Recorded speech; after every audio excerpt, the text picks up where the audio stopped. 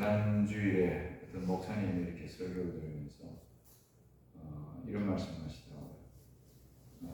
사람과의 관계, 인간관계는 타원형으로 살고 자기 일에 있어서는 사각형으로 산다. 그런 이야기를 하시더라고요. 타원형으로 산다는 말이 뭐예요? 원만하게, 둥글둥글하게 살고 자기 일에서는 사각형으로 아주 뭐냐면은 꼼꼼하게 또 정확하게 살고 싶다는 이야기가 있습니다. 참 우리가 이 세상 살면서 부부간에도 그렇고 교육간에도 그렇고 또 직장에서나 어디서나 사람과의 관계가 또 원만하게 사는 게 쉬운 것처럼 보이지만 쉬운 일이 아닙니다. 그죠?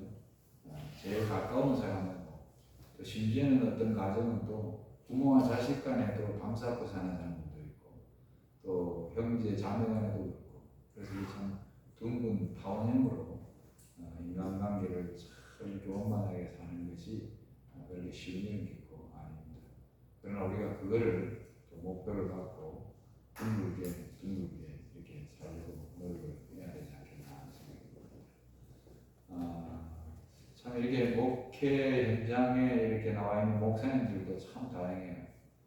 저도 뭐 이제 부족한 사람이지만 제가 이제 학교에서 근무를 오래 하다 보니까 이제 뭐 각 교회에서 들려오는 소리를 참 들을 때가 많습니다. 그래서 뭐 심지어는 뭐 우리 목사님 좀 바꿔주든지 아니면 데려가 주시면 좋겠습니다. 이렇게 이야기하는 경우도 듣기 힘들어요. 그래서 어떤 분은 또 일을 아주 뭐냐면 깔끔하게 처리를 잘하고 또 아주 냉정하게 잘하는데 사람 관계도 너무 두부 짜듯이 잘 잘라버리고 이러니까 인간관계가 힘들어가지고 또 어려워하는 분도 있습니다. 또 이 사람은 사람은 굉장히 둥글고 착한데 일에 있어서 능률적으로 또 하는 분들이 있어요. 참 이게 사람의 어떤 타고난 어떤 성향과 자기의 어떤 뭐 피나는 노력에 비해서 좀 달라지는지 몰라도 전성이 참 바뀌어지는 것은 그렇게 쉬운 일은 아닌 것 같아요. 그래서 우리 하나님이 있는 백성들은 참 원하지 않고 원만하게 또 모든 사람과 화목하게 잘 지내는 것은 하나님의 뜻이라고 생각을 합니다. 우리가 그런 인생을 살았으면 좋겠다 생각이 됩니다. 근데 그게 내 개인의 어떤 노력으로만 되는 게 아니죠. 정말 성령 하나님의 도움이 필요한 것이라고 생각합니다. 지난 시간에 이 성령에 대한 부분에 대해서 예수님께서 우리에게 주신 가장 고상한 선물이 뭐라고 했죠? 성령 하나님입니다. 그래서 성령 선물에 대한 이야기를 제가 여러분들에게 성경적으로 찾아드렸잖아요, 그죠? 선물에 대한 것이 있고 그러면서 이제 이 성령 하나님에 대한 이야기를 제가 말씀드렸는데 여기 보면은 예수님께서 이 땅에 계실 때에 제자들에게 내가 아버지께 구하겠으니 내가 아버지께 구하겠으니 그렇죠?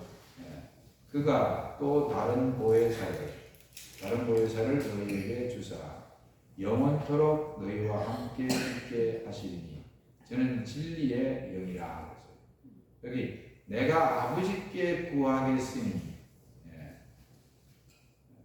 예수님께서 뭐냐면 아버지께 구하여 우리에게 주실 분이 누구라고요? 성령 하나님.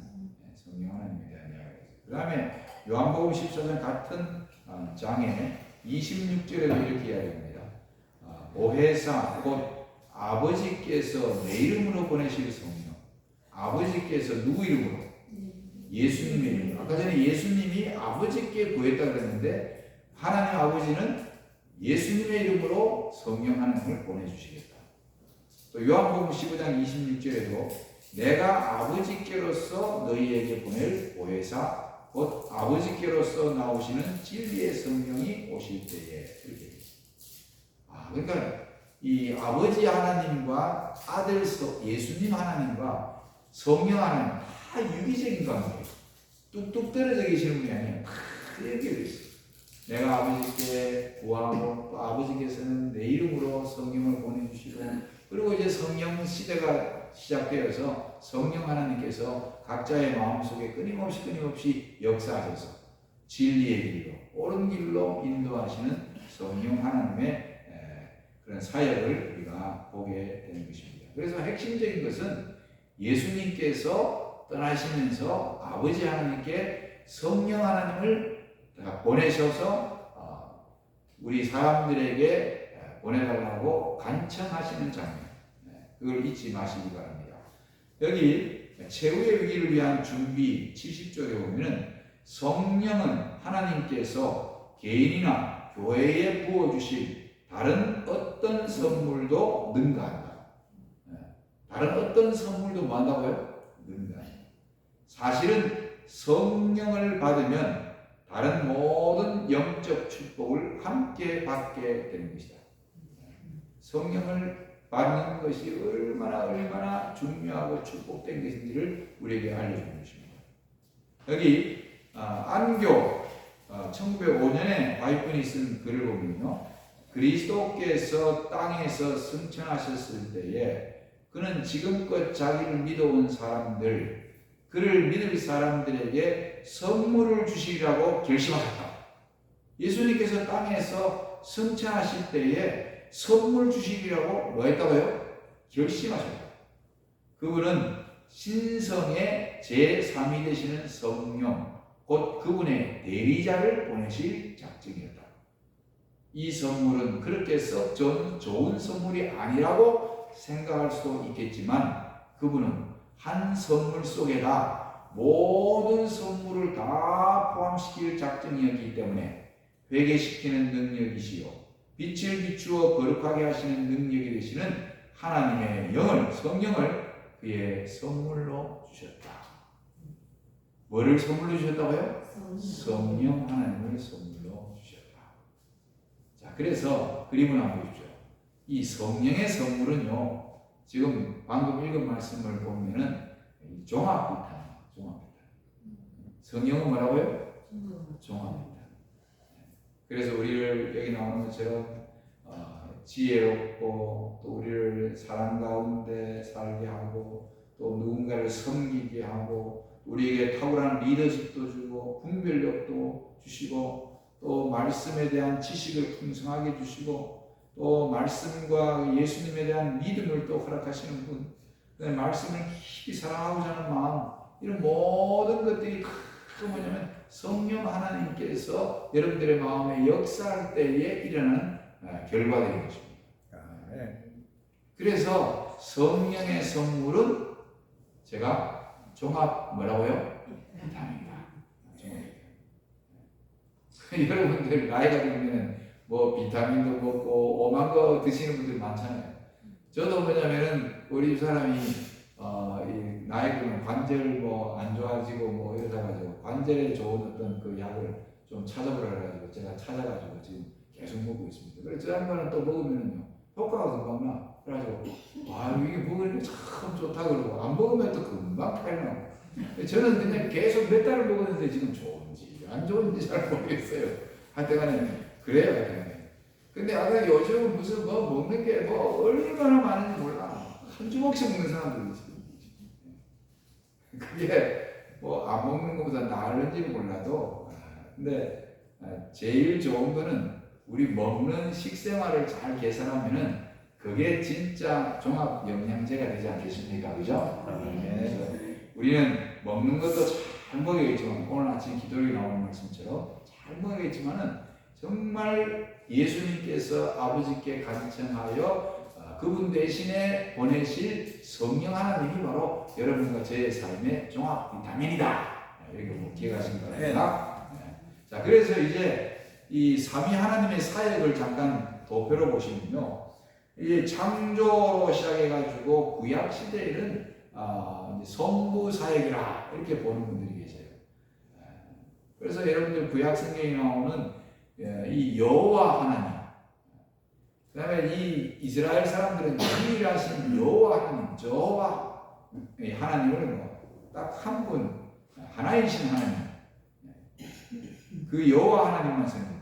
여호와 증인도 그래서 그 여호와 하나님, 성령이고 예수님이고 성령은 뭐 하나님도 아니고 예수님도 하나님도 아니고. 그러나 우리는 성경을 보면은 성령도 성자 하나님도 아버지 하나님도 다 하나님이세요.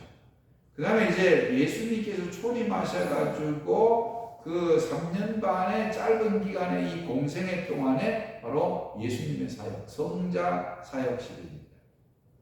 그리고 예수님은 인간의 구속의 모든 역사를 이루시고 제일 중요한 죄로 말미암아 하나님 아버지께 나아갈 수 없고 또 하늘에 갈 수도 없고 영원한 생명을 다시 얻을 수 없는 그런 상황에 있는 여러분과 저를 다시 완전하게 회복시키셔서 이제 하늘로 향할 수 있는 영생의 길로 향할 수 있는 다시 아버지 하나님과 살 수 있는 길을 열어놓으신 분이 예수님의 사역이었어요. 아주 짧지만 너무너무 중요한 짧게 굵게 사역을 마치셨어요. 그래서 예수님의 죽으심이 없어 보세요. 여러분과 제가 무슨 믿음이 소용있습니까? 예수님의 죽으심과 부활하심이 있기 때문에 여러분들의 믿음과 소망이 우리에게는 한결 뭐냐면 빛이 나는 것입니다. 그래서 예수님의 사역이 끝나고 그다음에 예수님이 떠나십니다. 떠나시면서 내가 너희에게 성령을 보내주시겠다고 약속했어요. 그래서 우리가 이 성령 하나님을 통해 가지고 정말 많은 빛을 받게 되는 것입니다. 자, 그래서 성부, 성자, 성령 하나님의 이렇게 이 사역 기간 동안에는 그러면 아들 하나님은 전혀 개입하지 않고 뭐 성령 하나님도 개입하지 않고 뭐 이게 아닙니다. 다 함께 일하시는 거예요. 이렇게 구분해 볼 수 있는 겁니다. 자, 여기 사도행적 49쪽에도요. 성령의 약속은 어떤 시대나 어떤 족속에게 제한되어 있지 않다. 성령의 약속은 그렇습니까? 네? 그리스도께서는 성령의 거룩한 감화가 세상 끝날까지 그를 따르는 자들과 함께 할 것이라고 선언하셨다. 오순절 때부터 지금까지 보혜사 성령은 자신을 주님과 그분의 사업에 온전히 바친 모든 사람과 함께 하셨다. 그리스도를 개인의 구주로 받아들인 모든 사람들에게 성령은 권고자로, 성결케 하는 자로, 인도자로, 그리고 증인으로 함께 하셨다. 성령이 우리를 권고자로, 그 다음에 또 성결케 하는 자로, 인도자로, 증인으로 함께 하셨다. 그래서 여러분, 우리가 구약이나 또 신약 시대에 와가지고 지금까지 이 신앙을 하는 사람들의 그 바른 믿음의 삶을 사는 모든 사람들, 또 예수님을 위해서 십자가에 순교를 당하시는 분들, 또 고난을 당하고 어려움을 당하고 하는 이런 모든 과정을 겪는 사람들의 그 모든 믿음 속에는요, 성령 하나님이 그들과 함께 하셨다는 것을 잊어서는 안 되는 것입니다. 여러분과 저의 삶에도 지금도 성령 하나님이 여러분들의 마음속에 끊임없이 지금 내재하고 계세요. 그리고 때로는 또 우리가 조금 방심하고 있으면 성령께서 우리 마음을 높여 주십니다. 그죠? 다시 말씀으로 돌아가야 돼. 다시 또 뭐냐면 말씀을 깊이 사랑해야 돼. 또 누군가를 더 사랑해야지. 또 봉사해야지. 하고 이런 음성들이 끊임없이 우리 마음속에 들려오고 있습니다. 그러나 지금도 뭐냐면 성령께서 여전히 우리와 함께 동행하고 계시는 거예요. 그래서 그럴 때마다 여러분들이 마음의 문을 확 여시기 바랍니다. 계시록 3장에 나오는 말씀처럼 예수님께서 문 밖에 서서 마하고 계세요. 두드리고 계시는데 그 예수님 하나님이 바로 성령 하나님이세요. 그때 우리가 마음의 문을 열어야 돼요. 제가 저기 어디 교회에서 목회를 할 때 안식일을 할 때 어떤 장로님 부부가 교회를 안 갔어요. 장로님 부부가 교회를 안 가면 이상하잖아요.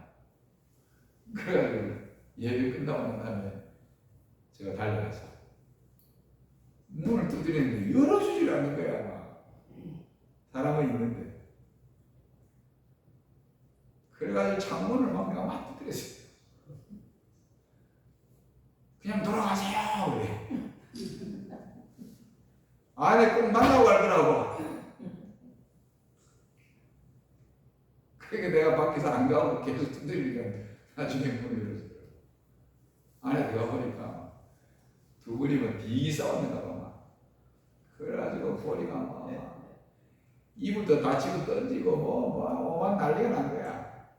그러니까 둘이서 마음이 걸려가지고 교회를 나올 수가 있는데 교회를 못 나오고 혹시 어디 도망갈 데는 없고 목사님 오니까 창피하고 부끄럽고 뭐 이러니까 문도 안 열어주고 걸어 잠그고 나오지도 않는데 내가 막 오시라고. 사람이 이렇게 씌어드리고 싶다. 근데 그 집은 그게 초범이 아니고 정가범이에요. 여러분 정가를 했어요. 살다 보니까요, 목회하다 보니까 별의별 집이 다 있어요. 근데 그 모습이 우리가 좀 도가 지나치지 않았을 뿐이지 우리 모습 속에도 있다는 것입니다. 그죠? 그런 연약함이 다 있어요.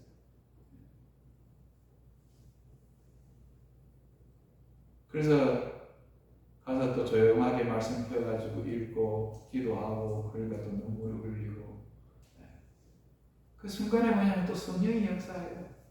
또 교회를 또 잘 오시고 봉사하고 어떨 때는 그렇게 문을 안 열려고 막 버티는 경우가 교인들이 목사님이 가는데 문 안 열어주는 사람이 있는 것처럼 우리 마음의 문을 열어 성령께서 막 지금 들어가려고 하는데 안 열어주려고 하는 사람들이 있어요. 근데 이게 계속 안 열어주는 거예요. 성령이 떠나가요. 근데 내가 부족한 거를 알아. 또 넘어졌어. 그런데 또 성령이 와가지고 두드릴 때 얼른 마음의 문을 열고 하나님 용서해 주십시오. 제가 이렇게 연약합니다. 그래도 저 주님 손 붙들고 일어나랍니다. 이번에 월드컵에요. 멕시코에 개막전 할 때 거기 노래를 부른 사람이 그 한국의 유명한 그 이재라고 하는 가수가 노래를 불렀어요. 잘 모르시죠? 그럼 안 보니까. 여자분들은 특별히 월드컵 뭐 축구에 가는 데 관심이 별로 없잖아요. 근데 그 이재라는 여자가 영어로 노래를 불렀어요. 자기가 이 사람이 뭐냐면은 한국에서 제가 이제 못 들어보니까 12년 동안 여기 한국의 K-팝 뭐 하다는 그 가수들 있잖아요.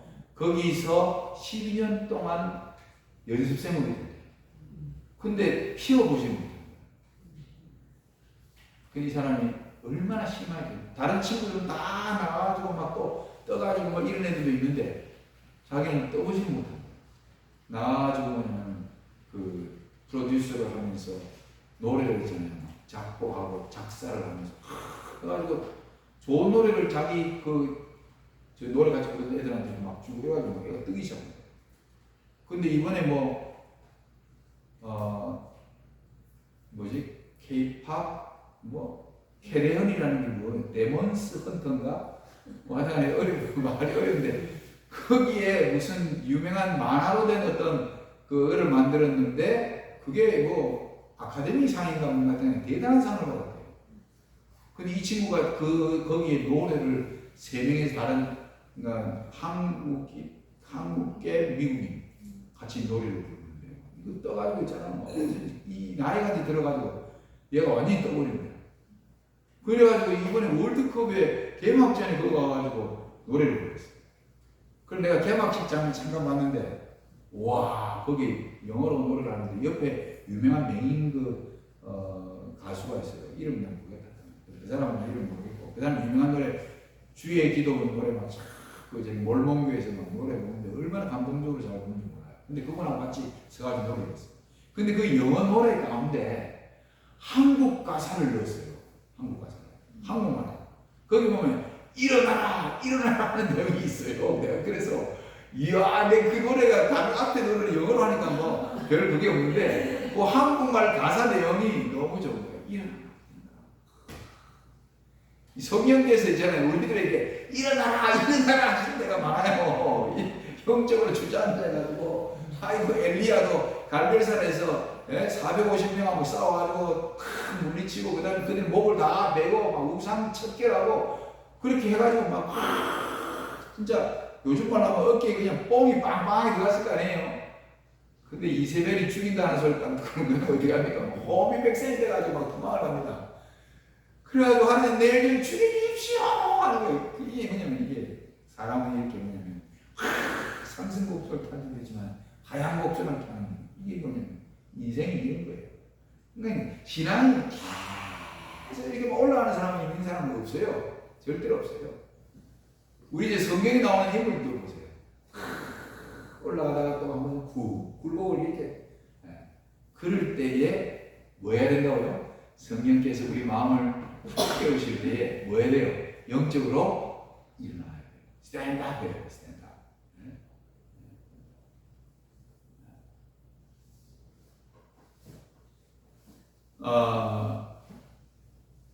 그 어떤 분이 SDA 약자가 뭐예요? Seventh Day Adventist Church 그죠? 그 제7 안식일 예수 제일교회 Seventh Day. 근데 어떤 분이 SDA를 약자를 뭐라고 하냐면 Sitting Down Always. 우리 제일교회들이 늘 Sitting Down 앉아 있는 always 항상 앉아 있는 교회다. 앉아 있는 교회.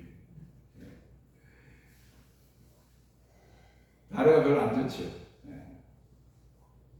그래서 이 제일교인들이 스탠드업 일어나야 돼요. 성령께서 우리를 그렇게 일어나게 원하십니다. 자, 이제 누가복음 11장 9절 13절 한번 보겠습니다. 하나님의 약속이 있어요. 내가 또 너에게 이르노니 구하라 그러면 너에게 주실 것이요 찾으라 그러면 찾을 것이요 문을 두드리라 그러면 너에게 열릴 것이니 구하는 이마다 받을 것이요 찾는 이가 찾을 것이요 두드리는 이에게 열릴 것이니라. 이 유명한 말 아니에요? 구하라 주실 것이다. 찾으라 찾을 것이다. 두드리라 열릴 것이다. 그래서 구하는 이마다 찾는 이마다 두드리는 이마다 다 모든 게 다 해결된다는 거예요. 그래서 이제 이 말씀만 보면은 사람들이 그냥 뭐 내 필요한 거, 내 가정에 뭐 지금 어려움 당하는 거, 뭐 내 사업, 내 건강 뭐 이런 것만 강구하는. 그래서 기도의 내용이 전부 다 막 자기 개인 어떤 개인사, 그 다음에 또 자기 자녀들 너무 이기적인 자기 개인 어떤 중심으로 드리는 기도만 어쩌면 우리 제일교인들이 하면 안 된다는 거죠. 사실은 그런 목적으로 이 구하라, 찾으라, 두드리라 그렇게 하는 게 아니라 그 다음 말이 중요해요. 끝까지 읽어야 돼요. 너희 중에 아비 된 자 누가 아들이 생선을 달라 하면 생선 대신에 뱀을 주며 알을 달라 하면 전갈을 주겠느냐. 그래서 그럴 부모가 있어요? 없잖아요. 너희가 악할지라도 좋은 것을 자식에게 줄 줄 알거든. 하물며 너희 천부께서 구하는 자에게 뭘 주시지 않겠느냐? 그러니까 이게 누가복음 11장 9절에서 13절에 나오는 이 성경 구절은 꼭 뭐냐면 뭐 우리가 이 세상에 필요한 어떤 그런 필요한 항목에 대한 것만 이렇게 구하고 찾고 이런 기별보다는 사실 맨 마지막에 나오는 기별이 핵심이에요. 구하고 찾고 두드려 뭘 구하라는 겁니까? 성령 능력을 받도록 구하라요. 성령의 능력을 찾으라요. 성령의 능력을 받도록 문을 두드려야 돼요. 그러면 하나님께서 천국께서 구하는 자에게 뭘 주시지 않겠느냐? 성령을 주시지 않겠느냐? 확실한 약속을 받는 약속. 이게 아까 전에 뭐랬어요? 성령의 선물은 종합비타민. 이것처럼 좋은 선물이 없어요. 그래서 우리가 성령의 선물을 받기 위해서 구하고 찾고 두드리는 일에 열심을 다해야겠다는 것입니다. 하나님께서 반드시 주게 되어 있습니다. 그래서 여러분들 두 가지 꼭 기억하세요. 먼저 예수님께서 가장 크게 다루신 주제가 성령의 권능을 부어주시는 문제. 그 다음에 예수님께서 우리에게 줄 수 있는 가장 고상한 선물도 뭐라고요? 성령 하나님이셨다. 꼭 기억하십시오. 이 부분을 여러분들이 꼭 마음속에 간직하셔야 돼요. 자, 이제 세 번째 시간으로는 성령이 하시는 역할이에요. 성령이 하시는. 성령이 구체적으로 어떤 일을 할까? 오늘 이 시간에 이제 이 부분을 다는 할 수 없습니다. 또 한 가지 문제를 한번 생각해 봅시다. 제일 중요한 게 뭐냐? 죄를 깨닫게 하십니다. 죄를 깨닫게 하신다. 성령께서 뭐를 깨닫게 하신다고요? 그래서 성령이 내가 죄임을 깨달을 때에 그 죄임을 깨달을 때 누구 앞으로 나가냐면요, 예수님께 나가도록 하는 거예요.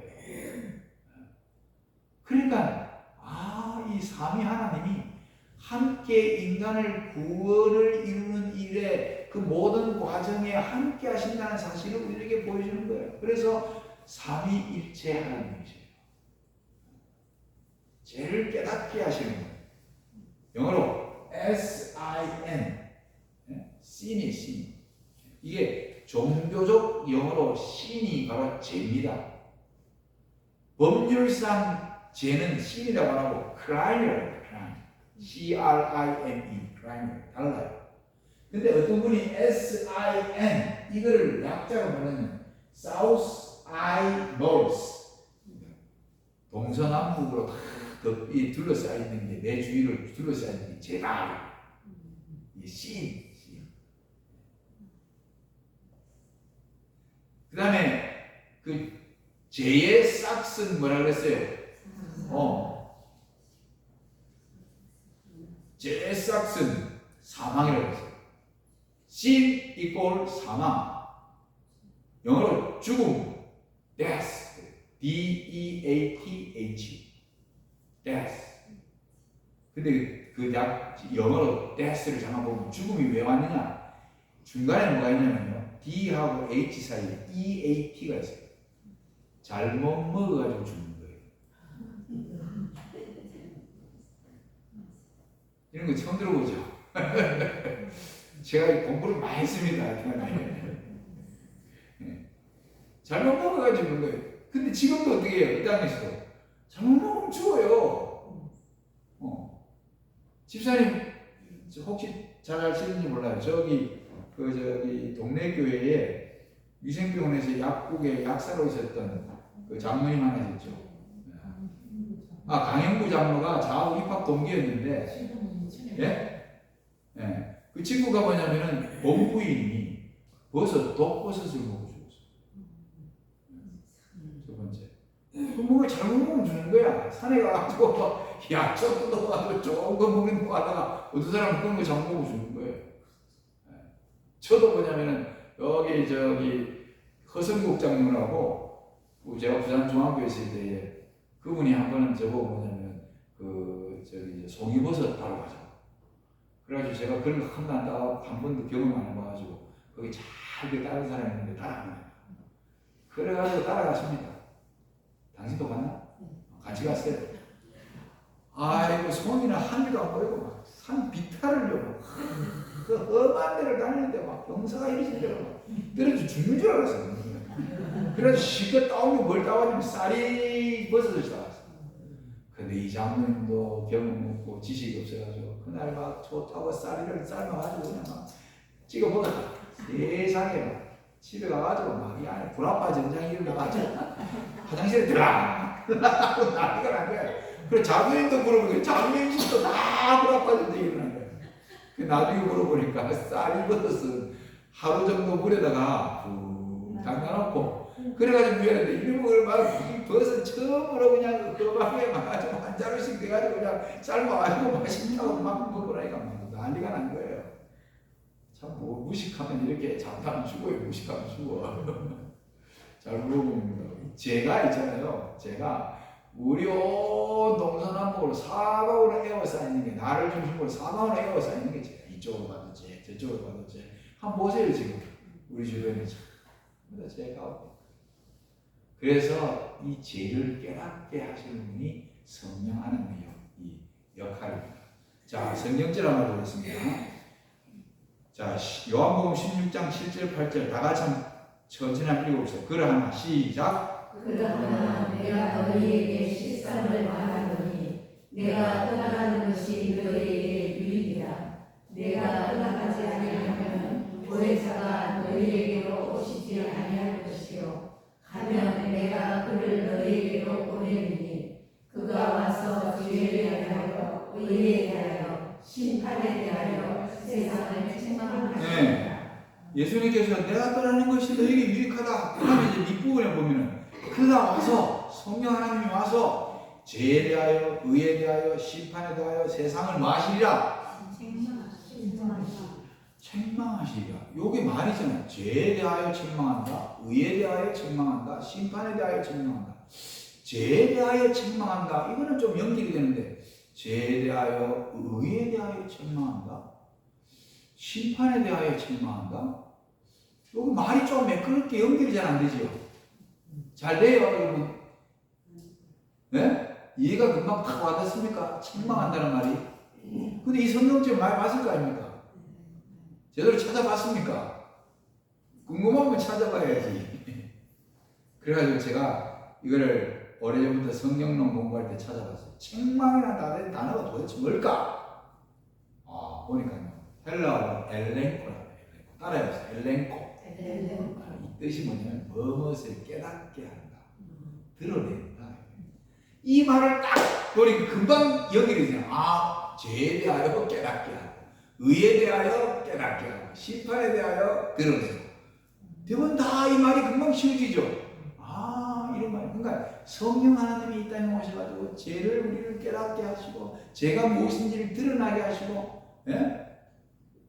그러니 성령의 역할이 얼마나 중요한지 몰라요. 여러분들이 뭐냐면은 교회에 오기 전에 사람들이요 큰 집에 안 가고 뭐 남들 일에 하는 거 적당하게 하는 그런 죄를 짓는 것은요 죄라고 생각하지 않습니다. 남을 다 하니까. 슬쩍슬쩍 속이고 뭐 그다음에 또 어떨 때는 슬쩍슬쩍 받아먹고 법에 안 걸릴 정도만 살짝 받아먹는 사람 공무원들이 그럴 수도 있잖아요. 근데 그런 것들에 대해서 지우심을 못 느끼는 거예요. 근데 교회 와가지고 말씀을 듣다 보면 성령께서 내 마음속에 제가 이런 것이라는 것을 하나씩 다 가르쳐줘요. 의가 무엇인지 마틴 루터는 의에 대하여 그냥 몸서리를 쳤어요. 하나님 앞에서는 늘 죄인이고 의에 대하여 생각도 못하고 그러다 로마서 1장 16절 17절에서 의, 하나님의 의가 어디냐? 복음 속에 있다는 걸 깨달은 거예요. 자기를 뭐냐면 굉장히 선한 일 많이 하고 좋은 공로를 업적을 가져야지만 의로워질 줄 알았는데 복음 속에 있다는 걸 알았어요. 그리고 그 복음 속에 하나님을 믿음으로 받아들이면 하나님이 입혀주신다는 사실을 깨달아요. 그래 여러분 이게 막 엄청난 놀라운 진리 아닙니까? 여러분과 제가 어떻게 하나님 앞에 의롭다고 할 수 있습니까? 자랑할 만한 게 여러분들이 저나 여러분이나 뭐 자랑할 게 뭐가 있습니까? 근데 복음 속에 이렇게 부족하고 연약한데도 하나님의 말씀을 믿고 예수님을 믿고 말씀대로 살려고 하는 그거를 보시고 우리를 의롭다고 그냥 덮어 씌워주는 거예요. 네. 그래서 여러분들이 여러분들의 자신의 어떤 공로로 하나님 앞에서 의롭다고 인정받으려고 노력하지 마시기 바랍니다. 네. 행위로 말미암아 의롭다함을 얻을 육체는 하나도 없다고 로마서 3장에 이야기하고 있습니다. 그래서 요한복음 16장 7절 8절에 나오는 마지막 부분에 그가 와서 죄에 대하여 의에 대하여 심판에 대하여 세상을 책망하시리라. 그 책망이라는 말이 엘렌코 깨닫게 하시고 드러내게 하시는 분이 바로 누구냐면 성령 하나님이시다. 네. 그게 그분의 역할이에요. 자 여기 연애신 성경 주석에도 보여요. 성령은 죄를 깨닫게 하고 예수 안에 있는 의와 구원을 가르쳐주며 죄 가운데 계속 머물러 있는 일과 값없이 제공된 구원을 등한히 하는 일의 결과에 대하여 경고한다. 이게 우리 성경 주석이에요. 그러니까 제일 중요한 게 여기 성령은 죄를 깨닫게 한다. 여러분과 제가 어느 순간에 내가 정말 죄인이라는 것을 깊이 뭐냐면 깨달을 때요. 그때 통회하는 심령이 터져요. 눈물 흘리고 자복하고 하나님 앞에 회개하고 그런 경험들을 여러분과 제가 자주 하셔야 합니다. 이게 또 성령의 역사예요. 자, 그러면 여러분 죄는 뭐예요? 죄는 뭘까요? 영민 선생님. 바이블 가르치면서 잘 안 배웠습니까? 죄가 뭐예요, 죄? 하나님을 불신하는 게 죄고 하나님을 불신하는 것. 네. 믿지 않는 것이 죄라고. 믿지 않는 것 죄. 맞아요. 다 포함돼요. 제가 설명하는 가운데 다 포함돼요. 자, 죄는요, 하마르티아라고 합니다. 하마르티아. 하마르티아. 이 관역이 있어요, 관역. 관역이 있으면 국력사가 있고, 우리나라에 양봉 잘하잖아요, 양봉. 그 양봉할 때 보면은 이 관역이 있으면 거기 10점, 9점, 8점, 7점 내가 척sel이 나와요. 거기 해가지고 표적을 해가지고 빵 쌌는데, 거기 있는 선수들은 막 거의 대부분 다 막 9점, 10점, 막 좀 어떨 때는 막 6점짜리 막 이렇게 나올 때죠. 아슬아슬하게 해가지고 다 우리나라가 1등을 해요. 근데 거기 관역에 딱 맞추는 거는 그거는 문제가 없는데 쐈는데 관역을 맞지 않고 빗나가는 거예요. 빗나가는 거. 이거를 뭐라 그러냐면 하마르티아예요. 하마르티아. 그래서 빗나간 모든 생각은 죄입니다. 하나님의 말씀에서 빗나간 생각, 빗나간 행동, 이런 모든 것들이 빗나간 이론, 이런 것들이 다 뭐라고요? 죄입니다. 죄. 그래서 있잖아요. 제가 지금 여기 빗나간 모든 생각 보세요. 제가 제일 먼저 건드리는 게 생각이죠. 성경에 나오는 죄는요, 어디서부터 시작됩니까? 여기서부터 시작돼요. 생각에서.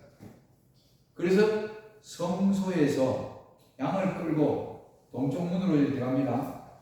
여기 동쪽, 여기 동쪽이면 이렇게 들어가면요, 이쪽 북쪽에 양 잡는 데 들어가면 물릴 거예요. 여기서 제사장 나옵니다. 제사장 나와요. 그런 다음에 거기서 양을 잡아요. 양을 가져와가지고 바로 칼로 그냥 팍 목을 찌르는 게 아니에요. 고전에 해야 할 일이 뭘까요? 집사님. 기도. 그냥 기도가 아니고 죄의 전가예요. 죄의 전가. 그러면 죄의 전가할 때는 어떻게 할까요? 양에 그냥 몸뚱아리로 미안하다. 내가 너를 죽였는데 미안하다. 몸뚱아리를 잡는 것도 아니고 엉덩이를 잡는 것도 아니고요. 머리에다가 손을 얹어요.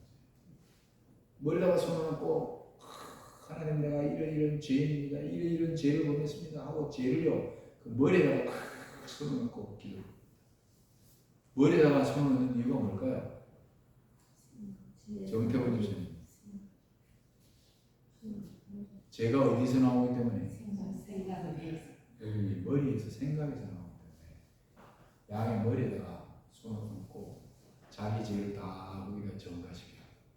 그 양은 사실은 아무 죄도 없어. 그죠? 누구 때문에 죽는 거야? 근데 그 죽는 그 양이 바로 누구를 예표했어요? 예수님 무슨 죄가 있어서 죽었습니까? 무슨 반역죄를 졌습니까? 무슨 혁명을 일으켜가지고 무슨 반역을 한 것도 아니고 무슨 살인을 한 것도 아니고 무슨 정치적인 야욕을 해가지고 무슨 그런 것도 욕심 사심이라는 건 하나도 없는 분이었어요. 그분은 여러분과 제 죄의 짐을 지고 바로 나 때문에 주님이 돌아가신 거예요. 그 양이 나 때문에 죽은 거죠. 예수님도 나 때문에 돌아가신 거예요. 아멘. 근데 나 때문에 돌아가시지 않으면 내가 구원을 길이 없기 때문에 예수님, 죄 없는 예수님이 나를 위하여 여러분과 저를 위하여 돌아가신 것입니다. 아멘. 그게 죄를 전가하는 거예요. 그래서 빗나가는 모든 생각, 그래서 성경에 이런 게 있잖아요. 자, 여자를 보고 음욕을 품는 자마다 마음에 이미 뭐였느니라? 그건 실질적으로 뭐 어디 간통을, 여자 남자가 어디 간통을 하지 않았는데 생각에서 벌써 이미 죄가 시작된 거예요. 그 성경상에 나오는 씬은요, 세상에 나오는 법정에서 이야기하는 크라임하고 달라요. 완전히 달라요. 법정에서는요, 증거가 없어요. 무슨 판결을 받습니까? 증거가 없으면. 무죄 판결을 받아요. 심증은 가는데 뭐가 없어요? 물증이 없으면요. 저거 분명히 저놈이 죽인 것 같은데 어떻게 머리를 교묘하게 써가지고 있잖아요. 모든 증거가 다 없을 거예요. 그러니까 그게 뭐냐면요. 세상이 모든 거예요. 그러니까 판사가 이렇게 되면 검사 측에서 아무리 저 나쁘다고 하는데 뭐가 없으면요. 증거가 없으면 아무리 나쁜 걸 할지라도 유죄 판결을 받을 수 없죠. 그러니까 검사 측에서는 뭐합니까? 증거물을 경찰과 동원해가지고 다 찾아오는 게 그들의 일이에요. 기소를 하면. 근데 성경은 이렇게 벌써 생각으로 죄를 벌써 짓는다. 그 다음에 또 그런 게 또 하나 있어요. 요한일서 3장 15절에 그 형제를 뭐하는 자마다 미워하는 자마다 살인한 오아이고 여기 보세요. 형제를 미워하면 뭐하는 거라고요? 살인죄가 우리가 성경에 보면 살인하지 말라, 간음하지 말라. 아이고 저는 한 번도 간음 안 해봤습니다. 나는 한 번도 살인 안 해봤습니다. 내가 뭐 교도소도 한 번 안 갔는데. 근데 성경을 보니까 성령께서 그런 말씀을 통해 가지고 내가 생각으로도 남을 미워할 수도 있고 남을 욕할 수도 있고 이런 어떤 이런 것들 때문에 우리가 죄인이라는 것을 깨우쳐 주는 거예요. 깨닫는 거예요. 자, 그러니까요 보세요. 훔치려는 생각 도둑질, 속이려는 생각 거짓 증거, 뭔가 남의 것들을 막 가지려고 하는 생각 탐심이, 이게 다 뭐예요? 빗나간 생각. 빗나간 생각. 이게 다 뭐라고요? 죄. 빗나간 생각은 죄예요. 그래서 로마서 3장 10절에 뭐라 그랬어요? 로마서 3장 10절. 네? 로마서 3장 10절. 이 유명한 성경절. 기록한 바 의인은 없나니 하나도 없으며. 의인은 없나니 하나도 없으며. 이 세상에는 의인이 있다 없다? 죄 없는 의인은 하나도 없어요. 근데 우리가 예수를 믿으면 우리를 죄 없다라고 봐주십니다. 이게 은혜 아닙니까? 이게 보통 은혜가 아니야. 그 은혜에 대해서 늘 감사하고 사시기 바랍니다. 진짜 은혜라 은혜. 그래서 지금 제가 이제 죄에 대한 정리를 했는데 이 성경상의 죄는요, 하나님이 우리에게 깨닫게 하시는 그 죄는 벌써 생각에서부터 시작된다는 것입니다. 아간이 광야를 40년 동안 헤매다가 요단강을 건넜어요. 요단강을 건너가지고 첫 번째 성이 어디입니까? 제일 견고하고 제일 강한 군대를 갖고 있는 견고한 도성이 바로 여리고성이었어요. 근데 그 여리고성이 돌 때 하루에 몇 번씩 돌았어요? 네? 하루에 한 번, 이튿날은 두 번, 3일 때는 세 번, 4일째는 또 네 번, 네, 5날은 5번, 6째 날은 6번, 7째 날은 7번 이렇게 돌았죠? 장로님. 아니요. 예. 제가 그럴싸하게 이야기했는데 그건 넘어가시는데 그래도 좀 아시네. 어떻게 했어요? 매일마다 한 번씩만 돌았어요. 7째 날은 맞아요. 7번. 근데 여리고성은 첫 성이었어요. 첫 곡식, 첫 짐승 다 누구의 것이다? 그래서 여리고성을 점령하고 난 다음에 그 사람들의 전리품을요, 이거는 다 누구의 것이다? 하나님의 것. 손대지 마라. 근데 아간이잖아요. 집집마다 가가지고 막 이제 막 칼에 보니까 막 외투도 좋은 것도 있고 막 금, 막 은, 막 얼마나 막 번쩍번쩍거리는 게 많은지만, 이런 걸 좀 순간하면 우리가 남들보다 더 부자가 되겠다 하는 생각으로 벌써 딱 마음속에 뭐 그래가지고 나무 안 볼 때 슬쩍 챙겨가지고 자기 처마 밑에다가 숨겨놨어. 그러니까 생각으로 이미 저거를 가져야겠다 하는 순간에 뭘 하는 거야? 행동을. 그래서 생각이 중요한 거예요.